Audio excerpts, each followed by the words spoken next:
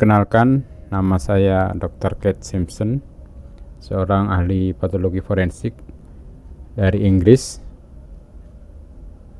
Dalam kesempatan ini saya akan mengisahkan tentang pembunuhan seorang raja di Asia Tenggara, sebuah negara di Asia Tenggara, di mana saya dilibatkan dalam proses penyelidikan kasus pembunuhan tersebut, walaupun saya sendiri sebenarnya tidak terlibat langsung karena memang pada saat itu tidak ada izin untuk bisa langsung memeriksa korban pembunuhan karena ada faktor-faktor yang sangat rumit termasuk masalah politik di negara yang bersangkutan.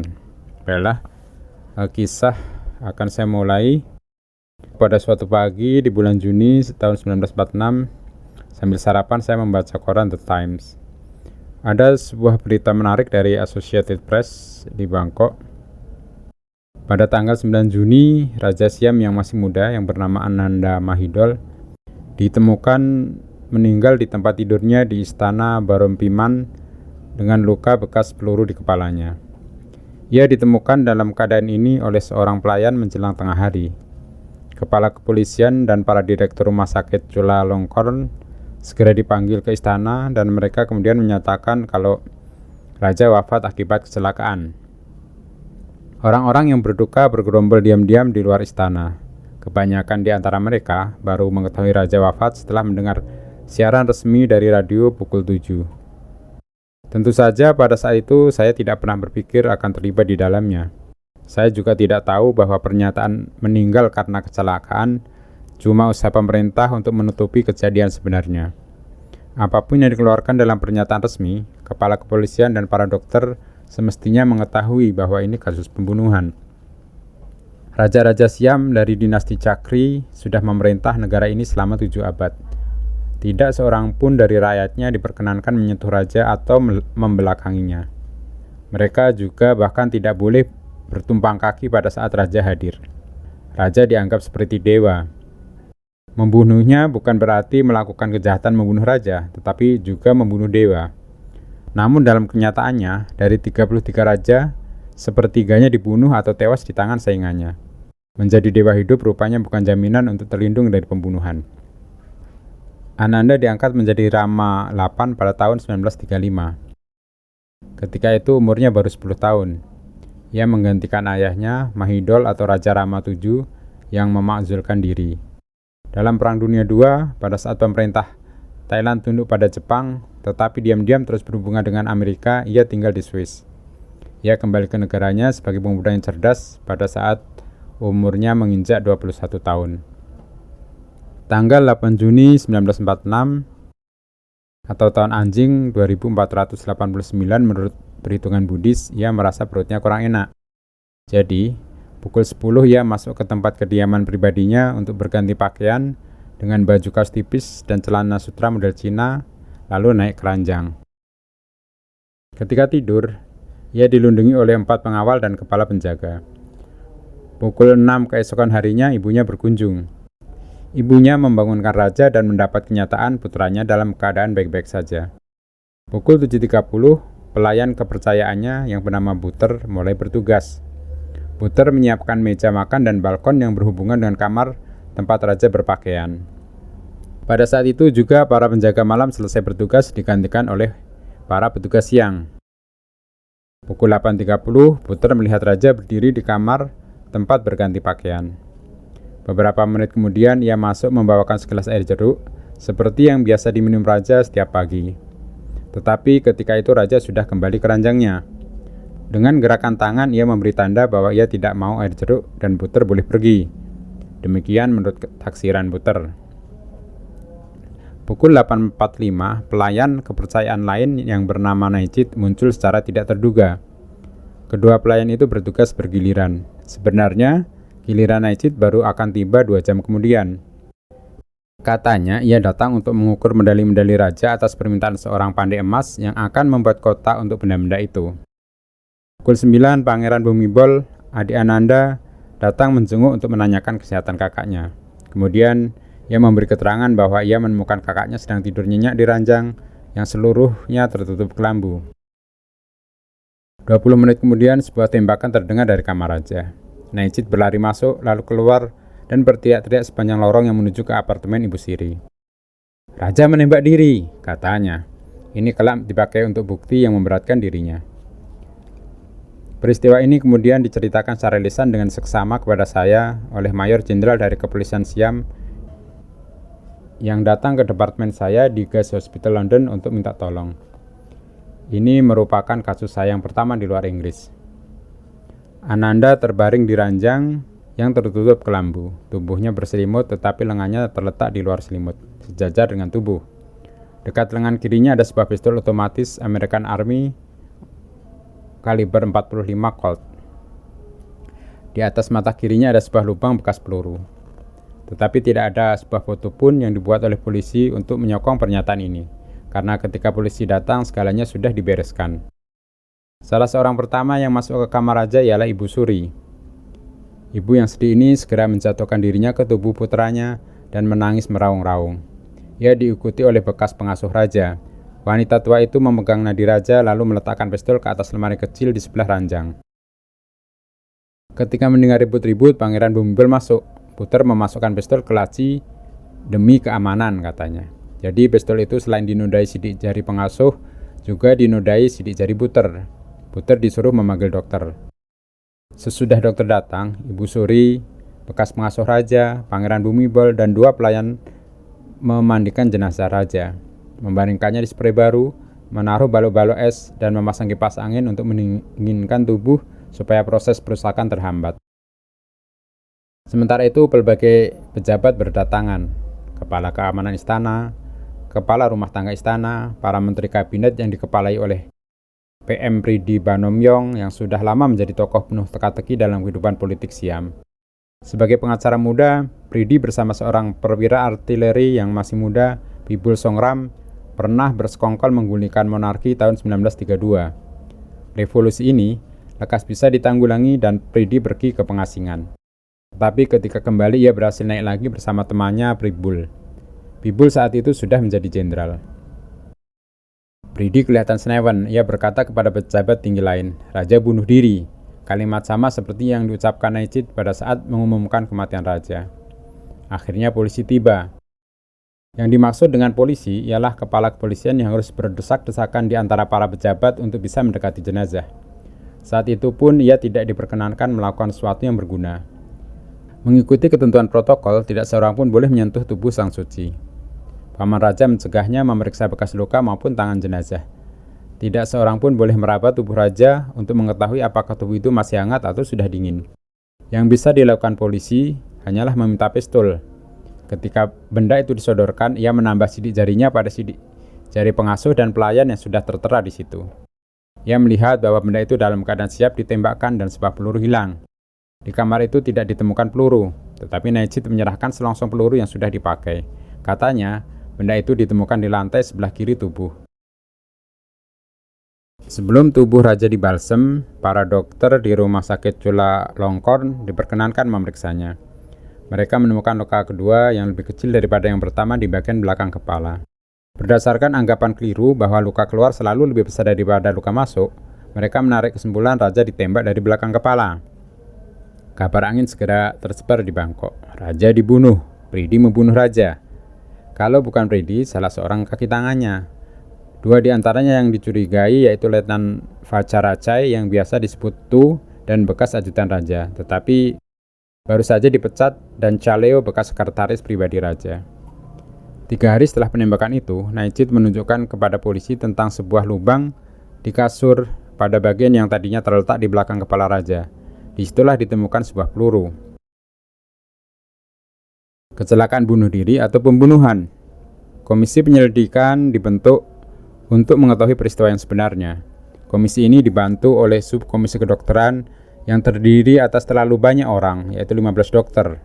Dokter umum, ahli bedah, seorang psikiater, seorang ahli racun, seorang ahli anatomi, tetapi hanya 1 ahli patologi forensik, yaitu Dr. S.G. Nyomsen, dosen patologi forensik pada Universitas Bangkok. Komisi mulai mencari keterangan tanggal 20 Juni dan masih bekerja pada bulan Agustus, ketika Partai Pridi menang dalam pemilu.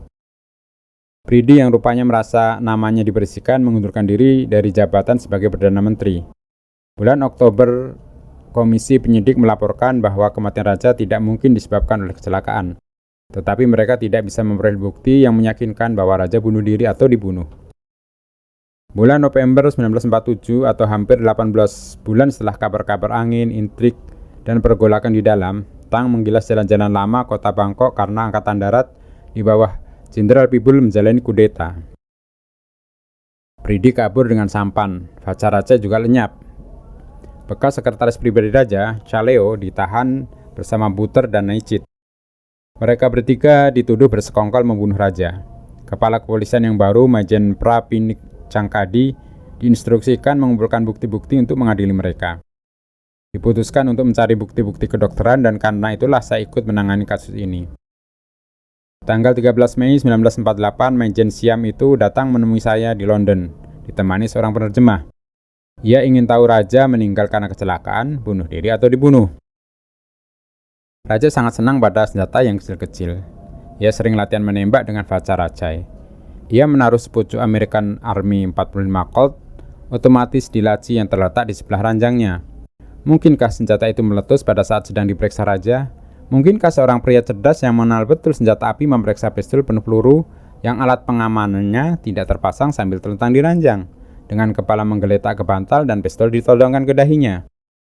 Tampaknya hal itu sangat tidak mungkin, apalagi mata raja begitu kabur, sehingga tidak bisa memeriksa sesuatu tanpa kacamata.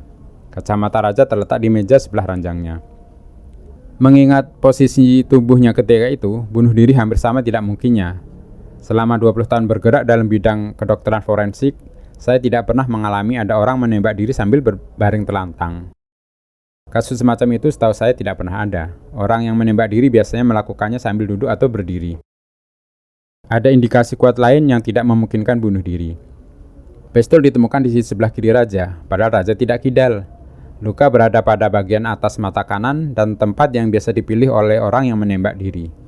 Luka ini juga bukan disebabkan oleh tembakan yang dikeluarkan oleh senjata yang menempel pada kepala. Senjata yang menyebabkan luka itu tidak menempel pada korban. Jurusan tembakan tidak menuju pusat kepala. Lagi pula, raja tidak pernah memberi bayangan kepada siapapun akan bunuh diri dan tidak dalam keadaan depresi pada saat kematiannya. Satu-satunya yang bisa menyebabkan kematian ini adalah pembunuhan.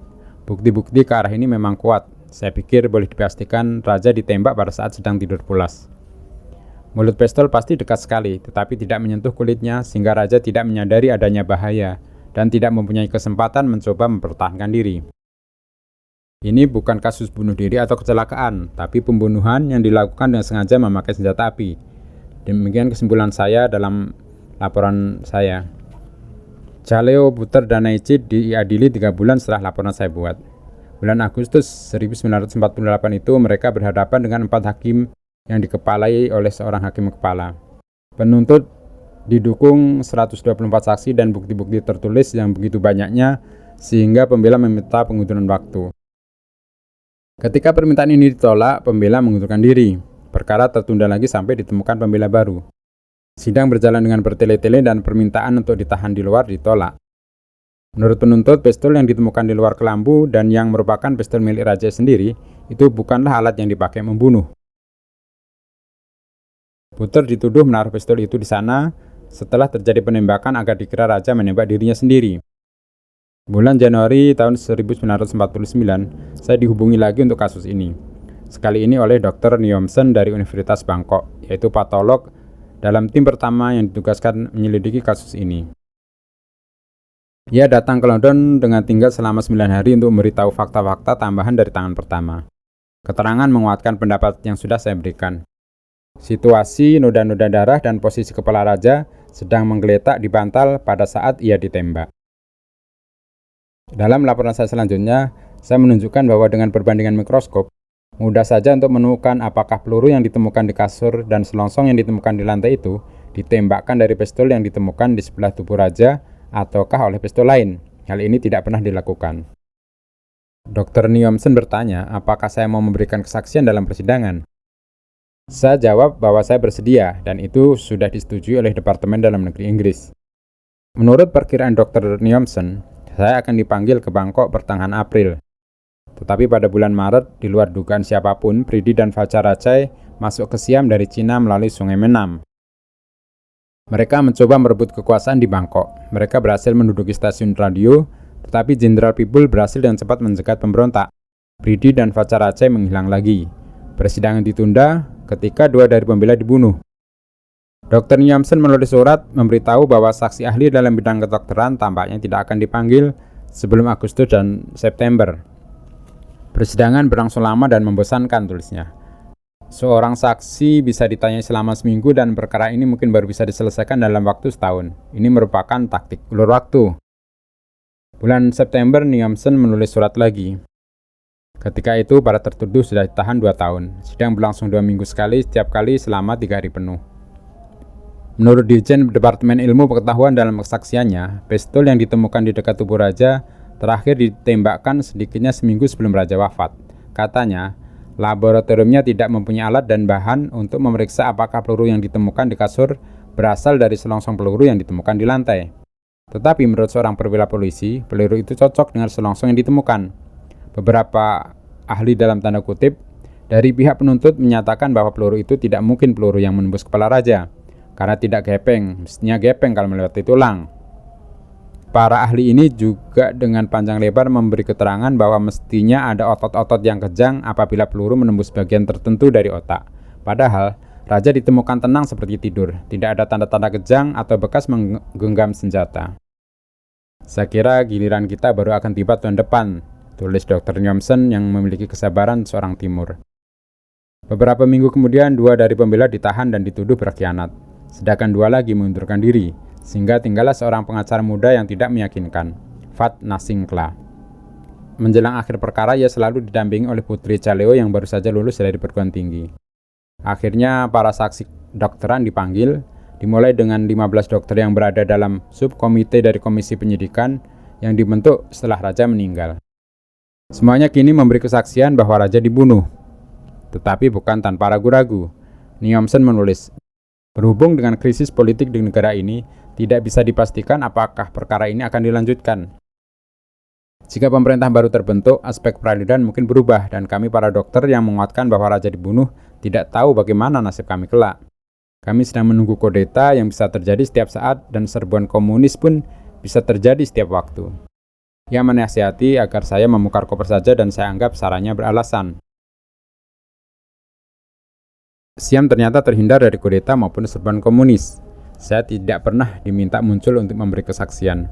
Pada musim panas tahun 1950, ketika tertuduh menyangkal ikut dalam pembunuhan terhadap raja, Naijit paling buruk kedudukannya, karena ia hadir dengan alasan meragukan di istana pada saat terjadi pembunuhan dan karena ia berteriak, "Raja menembak diri."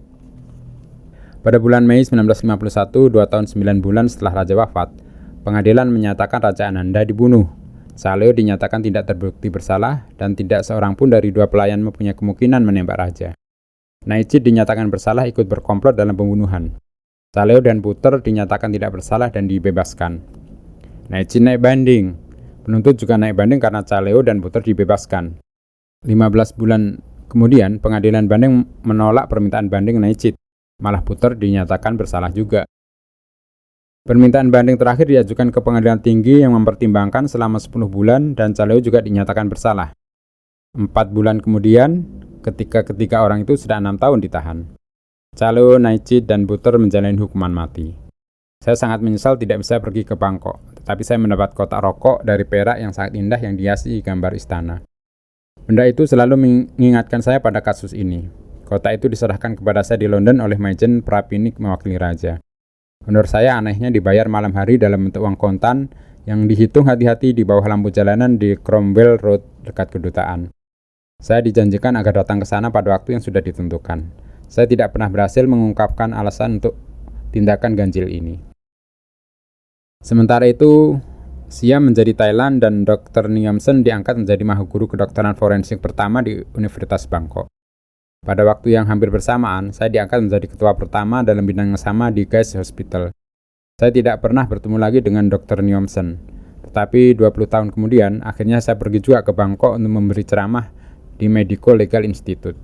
Di sana saya berhadapan dengan Dr. Nyamsen di ruang utama, tetapi ia sudah dalam bentuk kerangka yang ditaruh dalam lemari yang bagus. Mengerikan sebetulnya, tetapi ini merupakan cara yang mengharukan bagi orang Timur untuk menyatakan penghormatan pada almarhum pemimpin mereka yang meninggal 2 tahun sebelumnya. Saya juga pergi ke istana Bang Rompiman sebagai pengunjung biasa.